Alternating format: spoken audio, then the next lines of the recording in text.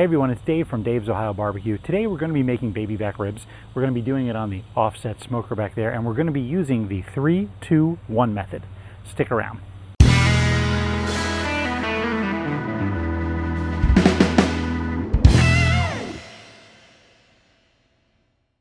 So I like to start my offset smoker using lump charcoal. I feel it gives me a little bit more of a longer burn.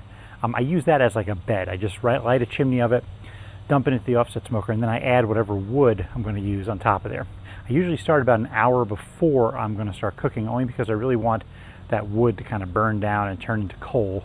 That way I can just add small sticks of it to keep the temperature where I want. The key to keeping an offset smoker temperature correct is, you can't add too much wood. You kind of have to monitor it and just add a little bit at a time and just kind of keep it at the temperature you want. The wood I'm going to be using on the offset today is apple wood. I really love the flavor of it. It works really well with pork, gives it a touch of sweetness, and it just really, goes well with pork. So I've got here a pack of 3 slabs of baby back ribs. The rub I use is just my basic pork rub. It's really nothing special to it, except it doesn't really have a very high salt content. Okay, so I'll put the ingredients to it down below.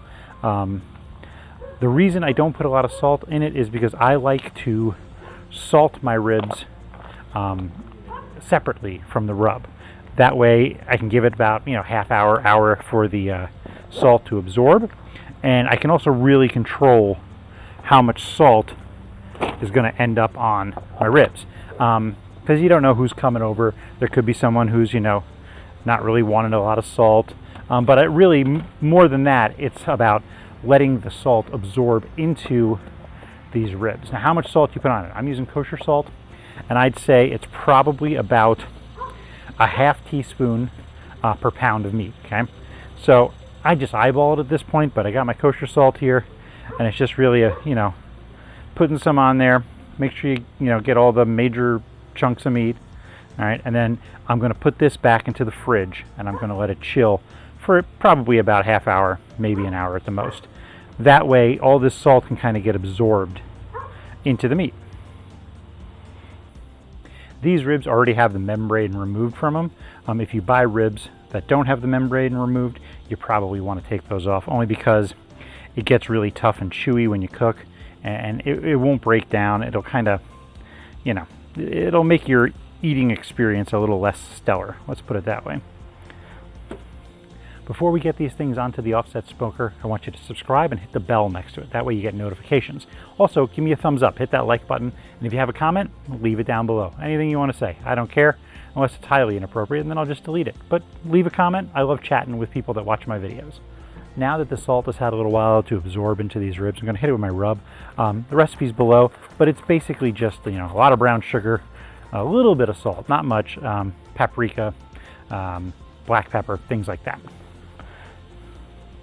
Put a nice, decent coat on there. Try to get it as even as you can. You can see there's some brown sugar clumps in there. I ran it through the food processor to kind of get rid of some of those clumps, but I probably didn't run it long enough. Probably should have ran it a little bit longer. So I'm trying to just get a nice even coat on here. I want to get that nice mahogany color, and the paprika in this is really going to go a long way to helping with that. All right, get it on there good. All right, once it's in there, I'm actually going to rub this one. I'm going to actually press it on there really good, just to make sure it's adhered. I do want to do the backside as well.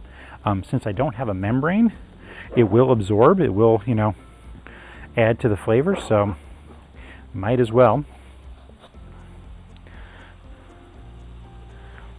If you guys don't have a good set of, nitrile gloves, they don't have to be black. I know that's the hip thing to do, but get some. I use a company called Golden Protective Services. They are not paying me for this, but I buy them, 10 boxes at a time, and they come in really handy because keep one hand dirty for touching all the raw meat, and then keep one hand clean, and you will have no problems. And I had just the right amount of rub. Look at that. All right, cool. Got all my spots here. Again, I'm going to give this another, maybe 5 minutes or so just to tack up. I'm going to put the arch side up just because I want that to kind of get the most air movement on it. All right, and then they're going to go onto my smoker.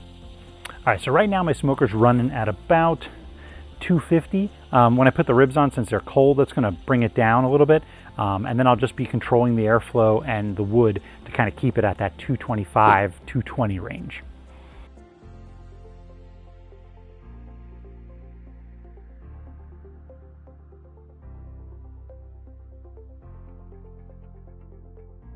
So like I said, we're doing the 3-2-1 method. If you've never done that before, the basic concept behind it is this. 3 hours of smoke, okay, that's going to be on the offset. And then you wrap it, add some liquid, usually butter, honey, sweetness, and some richness to it in tin foil. And then you do another 2 hours. That's kind of like the braising portion of the cook. And then for 1 hour, you put some barbecue sauce on there. Not a lot, just a thin coat. Put it back on there and let it kind of tack up and firm up. And that's the 1 hour at the end of this. For the offset smoker today, for the first 3 hours, I'm going to try to keep it around between 200 and 225. Anywhere in there, I'll be happy. Reason is that low temperature, I really want the smoke to absorb, but I don't really need them to cook that much because they are going to cook a lot. So let's talk about 3-2-1 ribs. You may have seen them. Some people love them. A lot of people use them in competition. Some people hate them. You tend to get meat that falls off the bone pretty easily. Some people do not like that.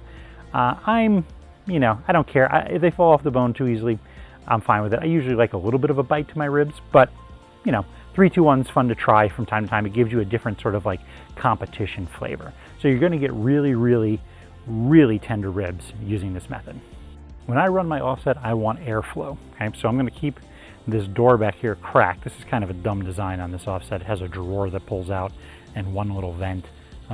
Doesn't, you have to pull the drawer in and out to get more air. I also leave the door cracked sometimes to let in more air. I'm also going to leave the chimney wide open. I want air flowing through this thing, ripping through. That's a really good way to keep the temperatures even and make sure the smoke is nice and clear. You want that nice blue wispy smoke. It almost is invisible. There's just a little bit of color coming out of the chimney, barely. If you have really white puffy smoke, something's wrong with your fire. You're not getting full combustion. So let it go for a while and then wait till you get to that nice clear blue smoke. Ribs have been on for about an hour and a half. I'm just going to kind of move their positions around, just kind of move this one forward, that one backwards, just kind of shuffle them a bit. In fact, I'm going to pull out my extra shelf here.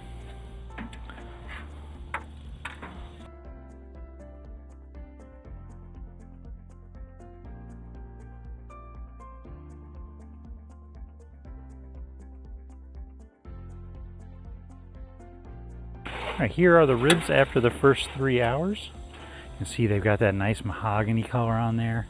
They're looking pretty good. You can also see, let's see if I can show you here, that it's starting to pull back on the bones a little bit. You can really see it on this side. So these are ready to be wrapped. I'm going to take these off here and bring them on over to my table to wrap them. All right, when you wrap these, you want to get some heavy-duty aluminum foil. Get a piece big enough that's really going to, wrap all the way around. So like that should work. And then I like to take the ribs. The top is curved.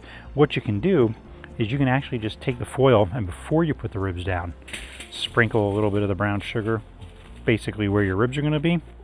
So we're basically applying all of our goodness to the foil. A little bit of honey. All right. And then put your butter on. And the reason you can do it this way is when you flip the ribs over, because you're going to want to have the round part up there, all the goodness will be on there and it'll kind of just soak into the ribs. But either way works.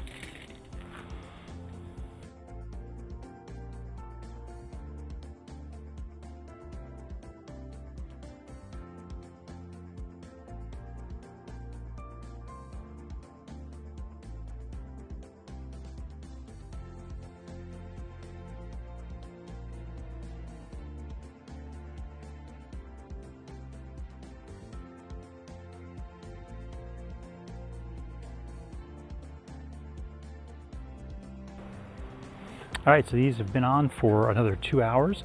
I'm going to take them off and put them in this pan. I don't want to drip any extra juice anywhere.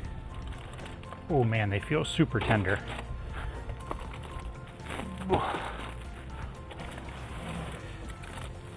All right, I'm gonna take them over to the table and get ready for the last hour. So now comes the time where I'm going to unwrap these ribs and apply a thin layer of sauce. You can use whatever barbecue sauce you want. I've got this stuff. It's just actually the supermarket brand in my neighborhood. It's their honey barbecue sauce. I like it. It's sweet without being overly sweet, and it's just really tasty. So let me get these out here and I'll show them to you on the camera. Okay, so these are already really super tender, like fall apart tender. Okay, so that's one of the things people don't really like sometimes about these ribs. You can see, I mean, I'm already breaking them apart. So this last part, this 1 hour that we're supposed to leave it on there to, you know, kind of thicken up, I'm probably not even going to do that long. I'll probably do more like 20 minutes or so, because these ribs are pretty much done. It all depends a lot on how even you keep the temperatures. Since I'm using an offset, I'm sure there were spikes and valleys and stuff, so it kind of cooked a little bit quicker than you expect. If you're using a pellet grill for this, you probably could do the full 3 hours, 2 hours, and then 1 hour, because the temperatures will be more precise than what we got here. But these are super, super tender, and I am going to carefully try to put them back on the grill. In fact, I am going to take my super long tongs here and kind of fish them underneath so I can hold it all as a slab.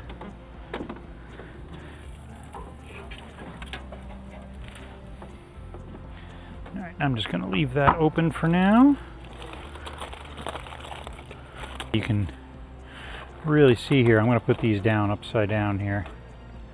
You can really see how the meat is pulling away from the bones. Like, these are super done. I'm not bothering to sauce the, oh, look at that. That's pretty. I'm not going to sauce the underside of it, just because this is where most of the meat is. I don't really need too much more flavor on that other side there. It's got the rub, it's got the based liquid, it's got plenty. This I'm just going to put on. Ooh, these look pretty good.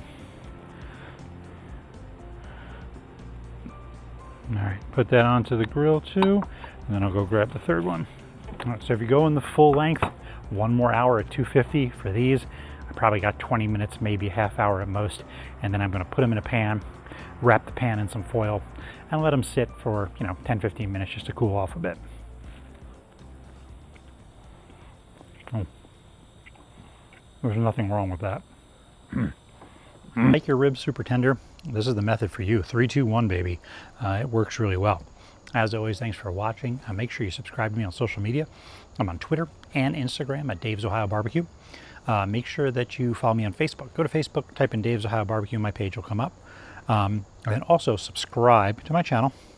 Hit the little bell next to it, so every time I make a new video, you get a notification. Hit the like button, leave a comment down below. I got a lot of videos coming out real soon. Thanks for watching. I'll see you next time.